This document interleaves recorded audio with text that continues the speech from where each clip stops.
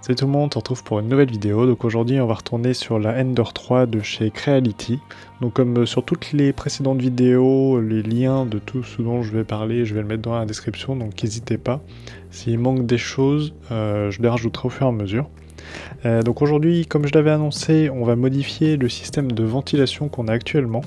On a donc actuellement un PetFong, donc qui est un projet sur Thingiverse, avec le Bullseye, donc qui est, je veux dire, un peu proéminent, qui retourne vers l'avant avec le ventilateur stock, donc qui est d'origine de l'imprimante branchée dessus.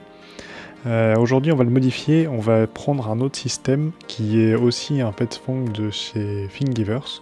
Donc là j'ai imprimé la grosse partie sur laquelle on va monter deux ventilateurs radio. Alors la petite particularité, c'est que le ventilateur est alimenté en 24 volts et moi j'en ai deux, donc de 12 volts, donc il va falloir que je les soude en série et que je mette un petit connecteur. Donc je vais utiliser des petites jonctions JST, donc le petit connecteur JST. Là je n'ai que des 1,25 mm, donc qui permettent de faire passer de mémoire 1 ampère. Et là je vais faire passer maximum 1 ampère 2, donc ça sera un tout petit peu limite, peut-être qu'il y aura un peu moins de puissance, mais limite c'est pas trop grave, parce que je cherche pas vraiment à ce que les ventilos tournent à fond, mais je cherche plutôt à ce qu'ils aient exactement la même ventilation, donc la même puissance, donc pour pouvoir envoyer de chaque côté et que ce soit équilibré, éviter que le filament se barre d'un côté ou de l'autre.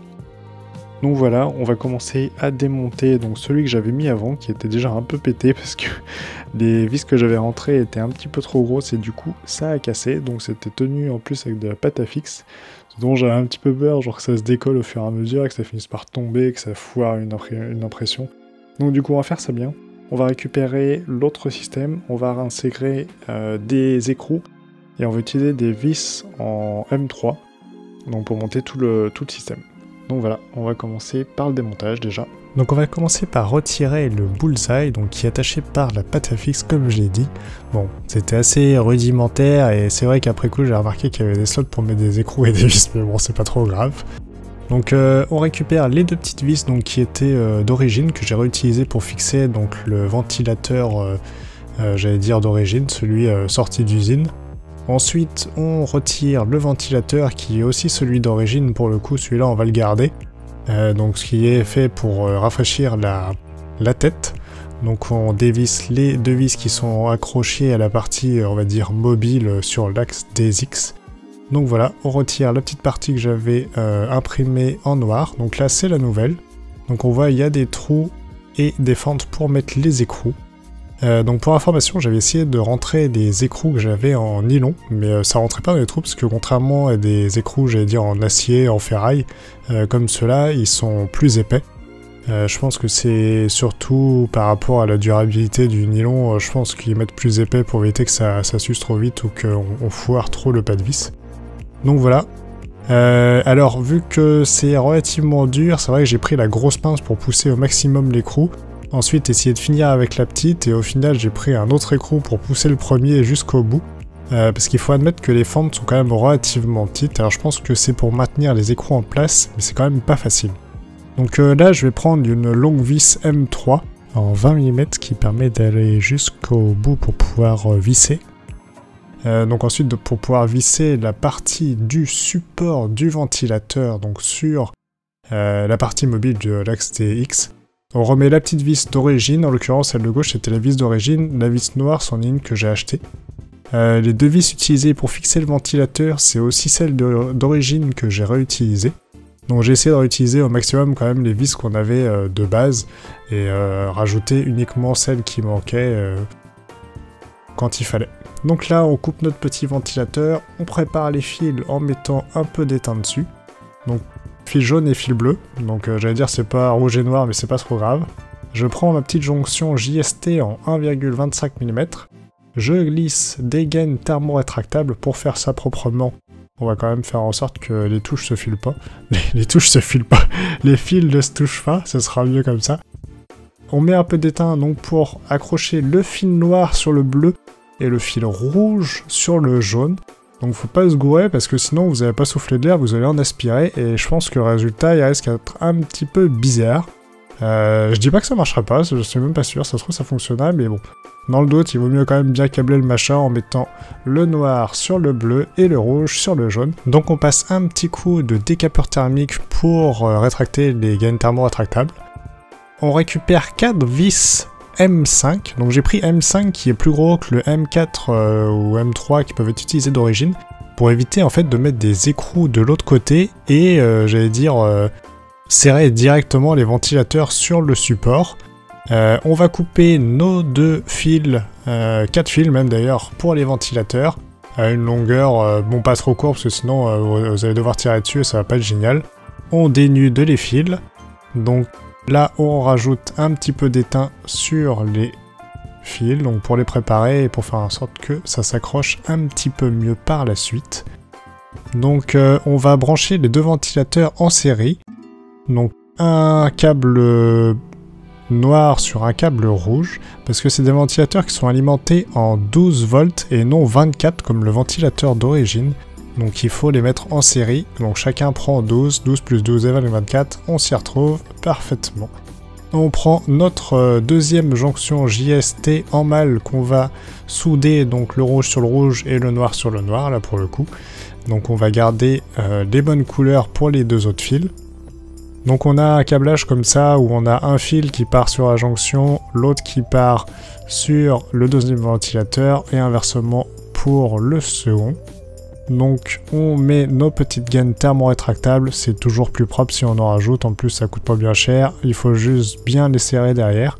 On accroche nos fils avec un petit peu d'étain en plus, pas besoin d'en mettre trop, de toute façon la coupure sera pas non plus énorme sur le fil. La jonction JST en 25 a déjà un diamètre relativement faible qui fait que la puissance qui passe est déjà assez limitée. Donc c'est pas trop gênant. On passe un petit coup de décapeur thermique sur les gaines thermo-rétractables. On fait en sorte de le faire tout autour, donc n'hésitez pas à tourner la gaine si vous pouvez ou sinon passer par l'autre côté.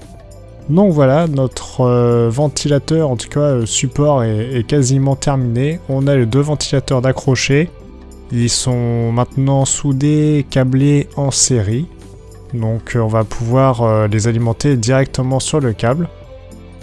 On branche notre petite tête JST. Donc là, on voit que tout est bien câblé. Bon, ça fait un petit peu de fil, j'allais dire c'est normal. Là, j'allume l'imprimante et je vais passer en mode cool down, donc sur le menu de la Ender 3. Et donc, on voit qu'il y a de l'air qui souffle. Alors, il faut admettre que de base, ça souffle beaucoup d'air, mais on va pouvoir le régler en fait dans les paramètres sur Cura, notamment le slicer pour découper nos impressions 3D. Et également donc sur l'imprimante avec le bouton Tune, une fois l'impression lancée, on va pouvoir réduire le pourcentage, donc passer de 255 à peu près 80, c'est pas trop mal d'après mes tests, c'est pas trop bruyant. Donc voilà, tout le ventilateur est maintenant en place, il n'y a plus qu'à le fixer avec les petites vis M3. Donc celle-ci, j'ai utilisé une vis relativement courte pour le dessus, en 20 mm. Donc là, j'allais dire, il faudra peut-être tester avec les vis que vous avez, les écrous que vous avez, je veux pas vous induire en erreur. Moi j'ai pris du coup pour l'emplacement du bas une vis plus longue, en 20 mm avec 2 écrous en nylon pour le coup. Donc là on voit qu'ils sont quand même un peu plus épais que les autres. Le but étant donc d'utiliser une vis un peu plus courte, j'avais pas d'entre-deux. Donc pour pouvoir faire l'attache du ventilateur, mais c'est pas trop grave. En fait il faut surtout vérifier vous à l'intérieur que ça va pas toucher l'extrudeur, donc la partie avec le radiateur à l'intérieur de la partie qui bouge sur l'axe des X.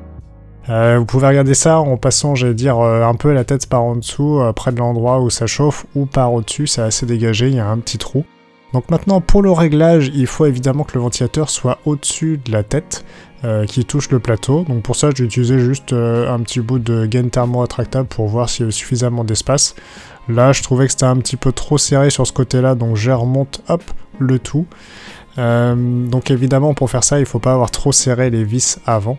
Une fois que vous trouvez que le ventilateur est bien positionné, un petit peu au-dessus de je vais dire, du plan d'impression avec le bout de la tête, je dirais qu'il faut aller 2 mm pour être pas mal, sans être trop haut. Ensuite, vous serrez vos petites vis pour faire en sorte que tout soit bien en place, et voilà. Et voilà, donc on a maintenant installé notre système de ventilation sur la Ender 3, donc du projet Petfang sur Thingiverse. Donc il y aura tous les liens dans la description, ça, il n'y a pas de souci. Alors, je dois admettre quand même que c'est un petit peu plus bruyant que le ventilateur par défaut de l'imprimante, donc celui qui est livré d'origine. Quand je dis un peu, c'est quand même nettement plus bruyant. Je l'ai pas mesuré, mais faut admettre qu'il y a quand même une petite différence. Alors après, le système de ventilation, celui-ci, je l'ai installé principalement pour pouvoir mieux filmer en fait ce que j'imprime sous la tête d'impression. Donc au final, que ça fasse un petit peu plus de bruit, j'allais dire, c'est pas trop grave. C'est surtout que je voulais avoir un rendu plus sympa pour les vidéos. De toute façon, j'en ferai, je pense, prochainement une vidéo sur le système d'attache de la Logitech C920 que j'ai modifié. Donc j'ai ouvert, j'ai modifié, j'ai viré le système de lentilles et j'en ai acheté un autre que j'ai installé dessus. J'ai imprimé du coup et modélisé un système d'attache aussi pour que ça fonctionne. J'ai modifié un peu un projet qui était sur Thingiverse avec un système d'attache GoPro central pour le renforcer en fait sur les côtés. Parce que celui que j'avais s'est cassé et s'est déformé au fur et à mesure du temps. Donc voilà, je pense que je ferai une vidéo dessus prochainement. N'hésitez pas à vous abonner, partager, commenter si vous le souhaitez sur la vidéo. J'allais dire tous les commentaires que vous pouvez me faire pour améliorer éventuellement la qualité de la vidéo ou aborder d'autres sujets, il faut vraiment pas hésiter, parce que si je peux le faire, j'allais dire tant mieux. Si ça peut vous aider, pourquoi pas. Donc voilà, sur ce, je vais laisser le Benchy s'imprimer. Je vais montrer quand même la différence entre l'ancien ventilo et le nouveau, j'allais dire surtout d'un point de vue visibilité sur l'impression. On peut voir que le Benchy, de toute façon, sur l'impression avec l'ancien système de ventilation, on ne voyait absolument pas le début. On ne voyait absolument pas l'écriture qui est en dessous du bateau.